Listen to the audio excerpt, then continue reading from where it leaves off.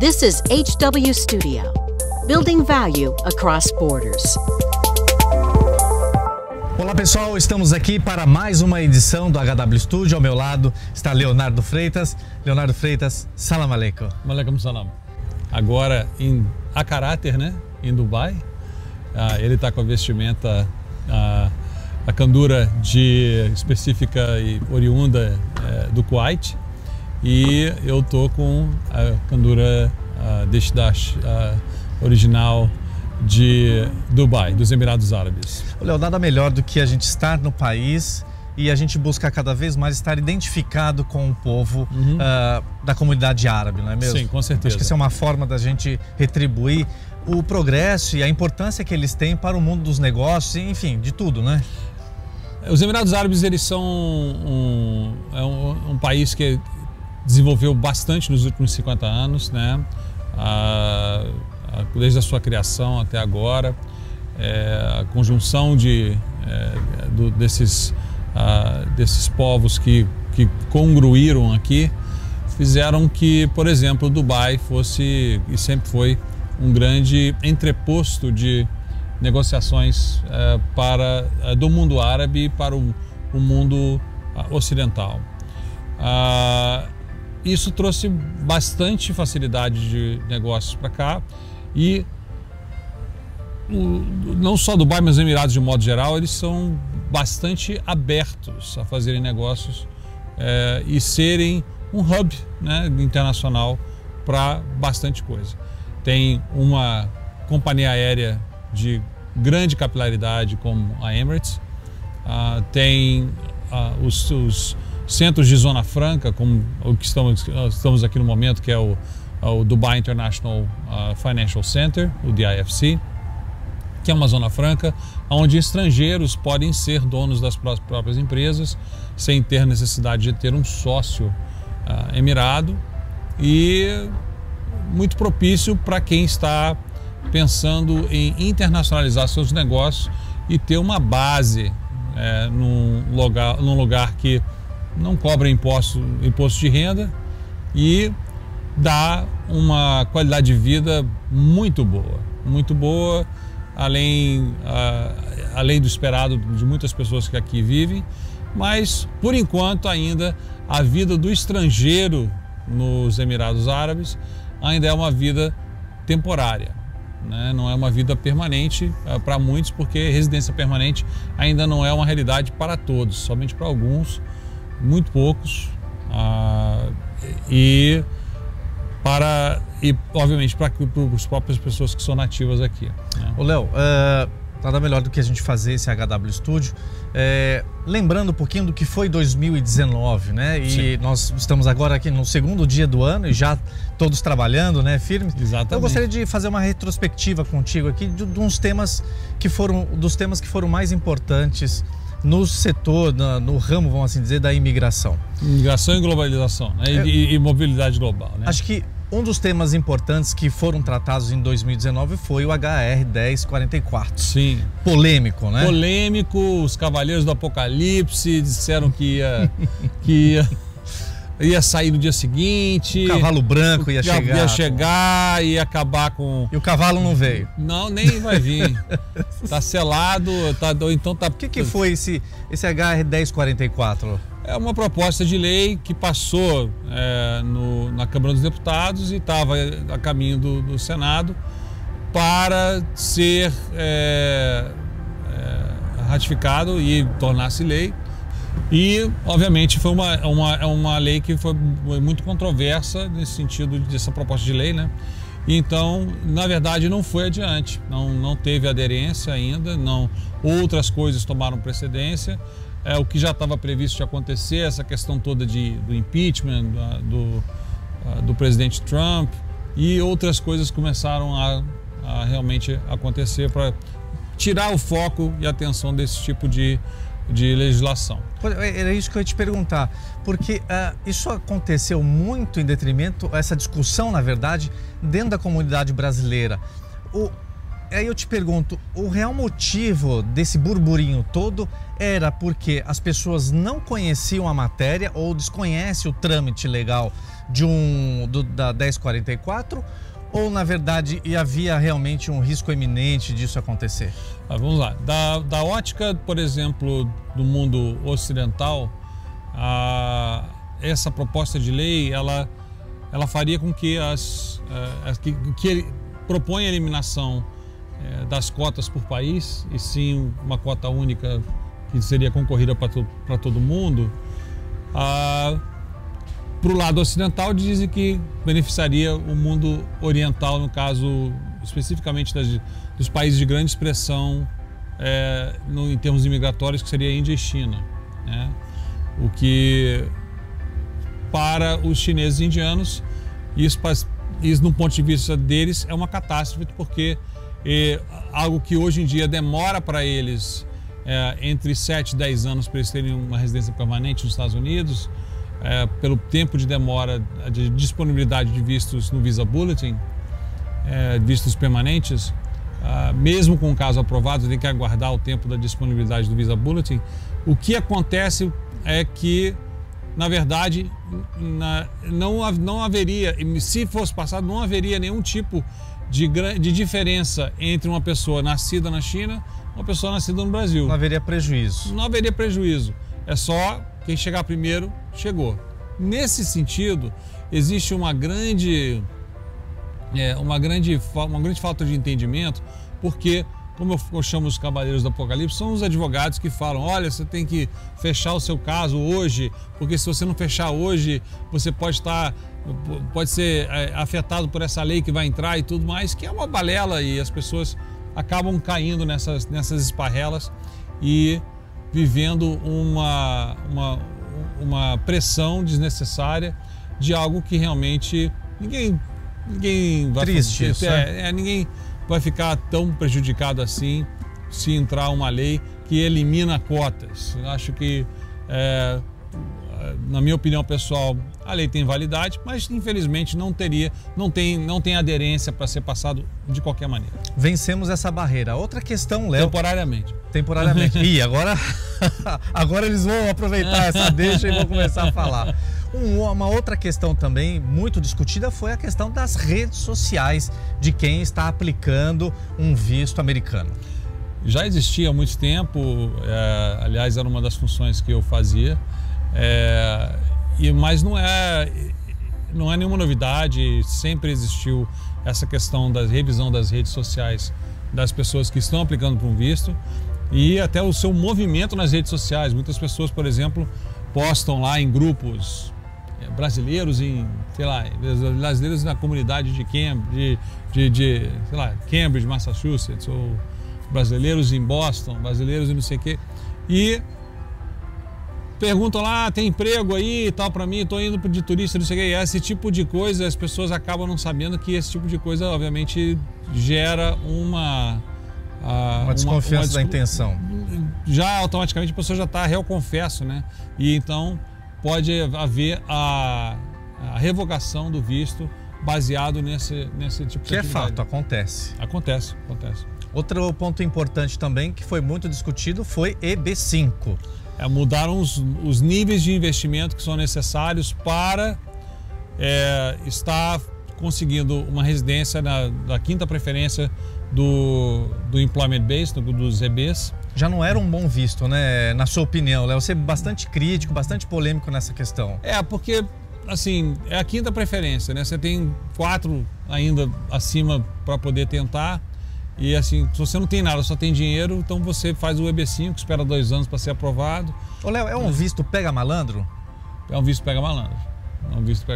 Eu vejo que tem... Não que o aplicante seja malandro, diga-se de passagem, é quem incentiva. Quem incentiva, porque pro advogado de imigração é um trabalho ínfimo. Ele simplesmente tem que preencher 2 formulários, né? Não tem mais nada para fazer, não é nada. Que aí tem aquela questão, né? O cara tem dinheiro para aplicar esse visto, então vamos aproveitar, e a taxa de serviço vai ser um pouco lá em cima. Durante o tempo áureo, advogados cobraram $50 mil como uma taxa, né?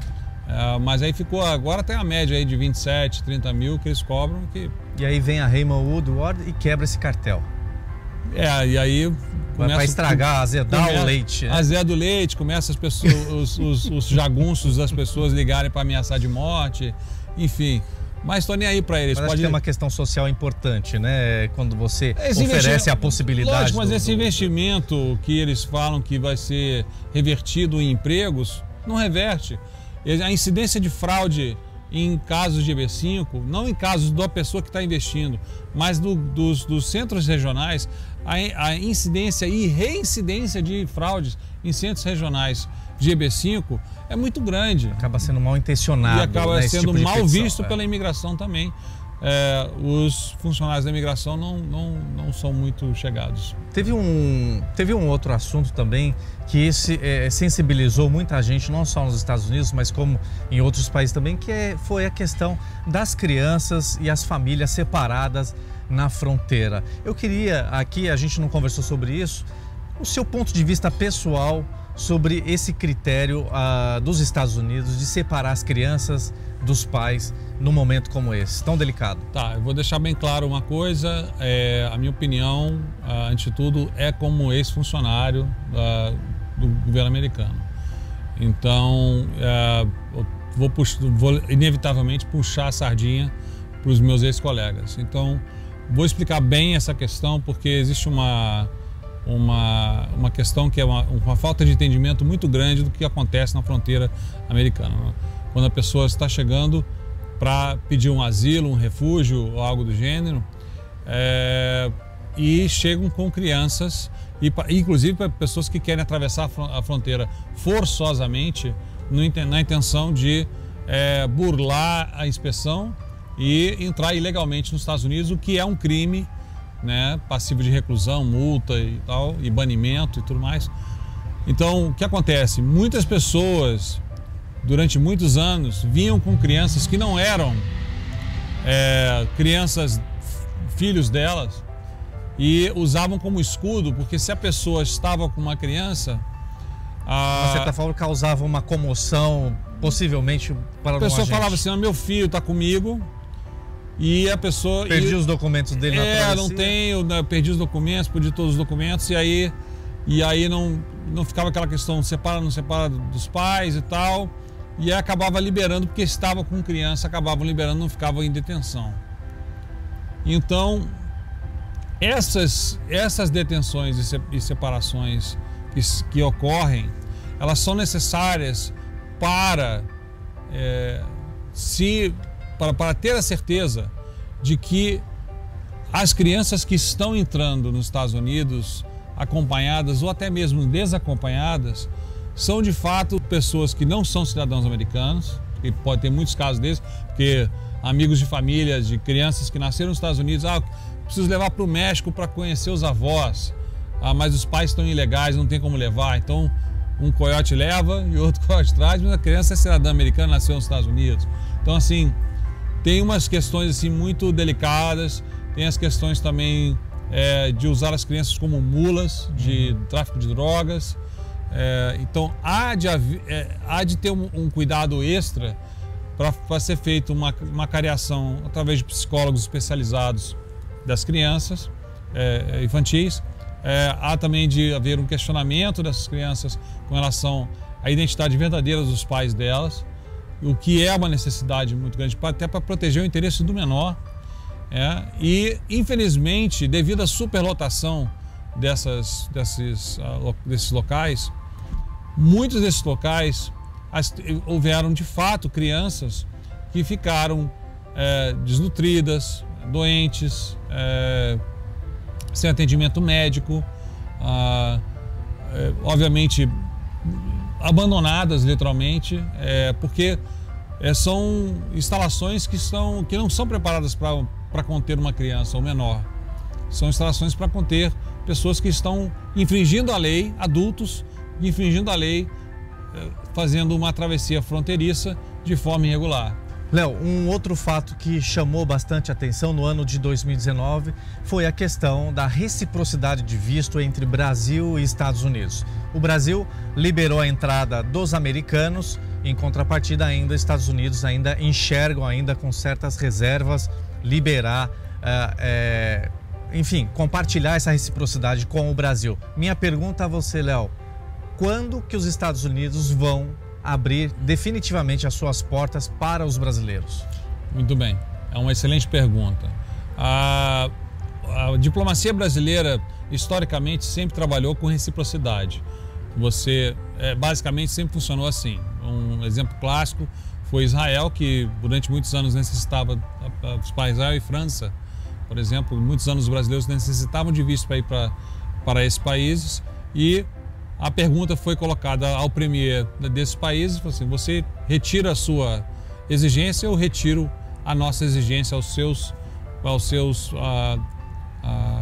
cidadãos para poder adentrar o Brasil? O Brasil sempre trabalhou nesse sentido de reciprocidade, o que é um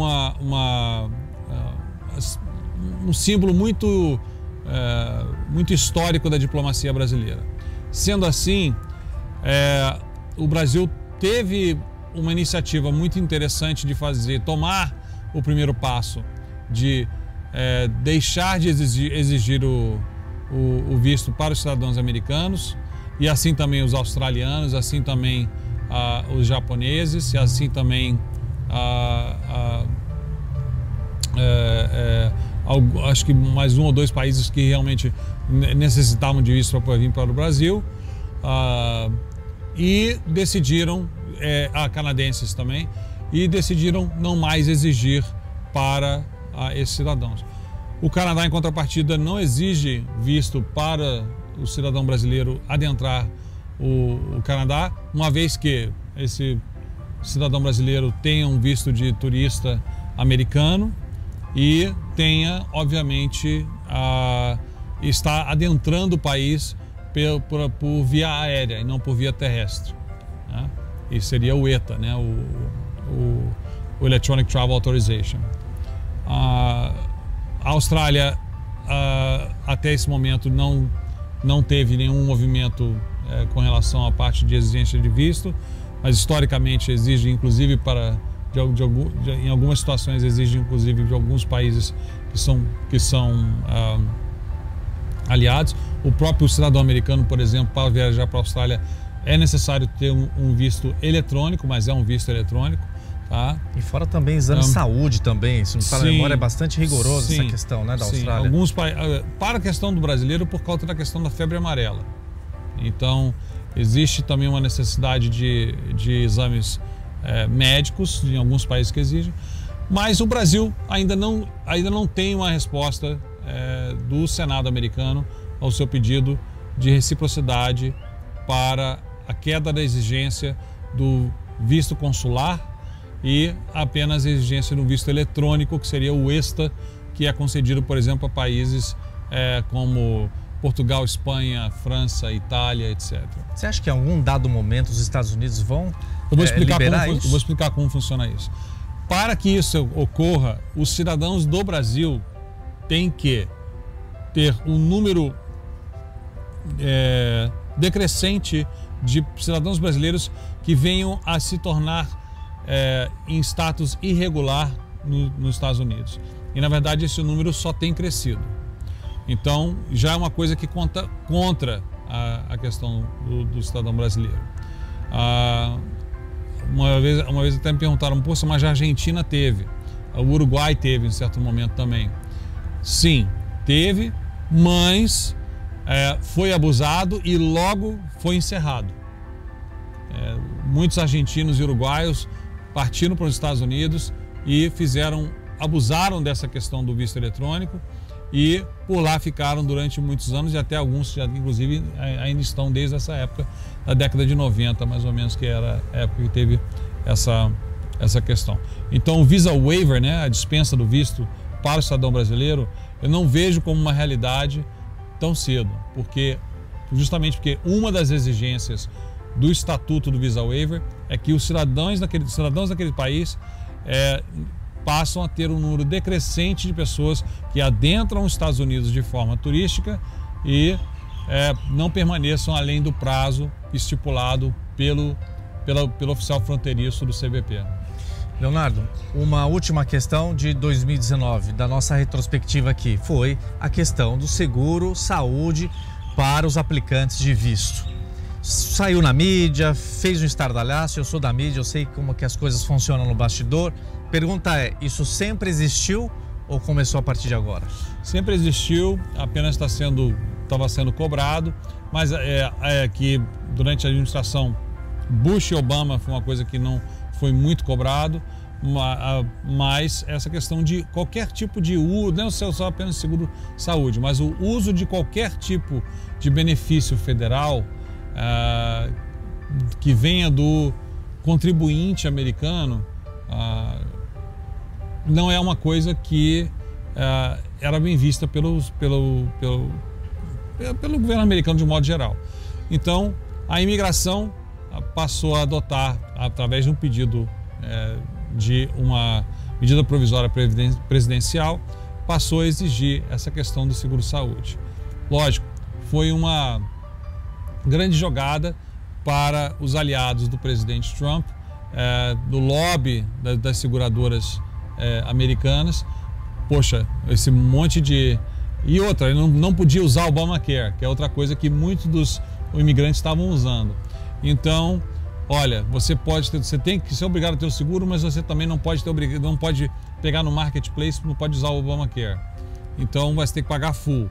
Uma maneira das seguradoras ganharem dinheiro, porque vem imigrantes todo ano, né? Muitos e muitos imigrantes. São 226 mil imigrantes de green card familiar e 140 mil de green card de trabalho, através de histórico empregatício. É muita gente todo ano, então sem dúvida muita gente que precisa de seguro. Léo, estamos encerrando aqui. Gostaria de franquear a palavra para você aqui para 2020. O que a nossa audiência pode esperar de 2020 da Raymond Woodward? Novidades bastante interessantes. A gente teve um crescimento muito bacana em termos de receita do ano passado, de 2018 para 2019. Realmente foi surpreendente, crescemos 39,8% em relação ao ano anterior, em termos de receita. Para mim foi uma coisa inesperada. Trabalhamos duro para isso. Tivemos, obviamente, dificuldades com algumas coisas que são inerentes a um crescimento de uma empresa. Por mais que a empresa já seja uma empresa madura, com 23 anos de mercado e tudo mais, quando você tem um crescimento assim, gigantesco e devido a uma alta demanda do seu tipo de serviço, obviamente tem os famosos growing pains, né? São as dores do crescimento que você tem que enfrentar e alguns atendimentos sofrem e tal, mas obviamente a gente já no final do ano já tinha corrigido bastante coisa, criou-se algumas novas equipes para poder atender a grande demanda até de outros países que não é só Estados Unidos que a gente trabalha. Então, e obviamente o aumento da nossa presença em vários lugares do mundo, como obviamente a Dubai é um deles. Então, investimos pesado aqui, estamos tendo um bom retorno e eu acho que a grande surpresa vai vir, que vai vir de bom grado para as pessoas que acompanham a gente já tem um tempo e vão notar que realmente o mundo hoje é um mundo globalizado, o mundo de mobilidade global. Você não precisa ser restrito a um passaporte ou a um visto de residência para você fazer negócios, prosperar, ter a sua família em um local seguro e poder transitar por esse mundo trabalhando livremente. E esse é o nosso lema, construindo valor através de fronteiras. Então nós fizemos isso nos últimos 23 anos e demos um salto muito grande no que a gente está fazendo agora. A próxima novidade de 2020 é chegarmos num ponto em que tudo que envolve a questão da mobilidade global seja coberto pela Raymond Woodward do início até o fim. E aí vocês vão ver quais são as novidades que vão acontecer durante o ano, porque não vou querer dar tanto spoiler aqui não. Léo, então, muito obrigado, e você fica ligado porque você vai saber dessas novidades em primeira mão aqui no HW Studio. Shukran. Afwan, Marsalam. Thanks for listening. This is HW Studio, building value across borders.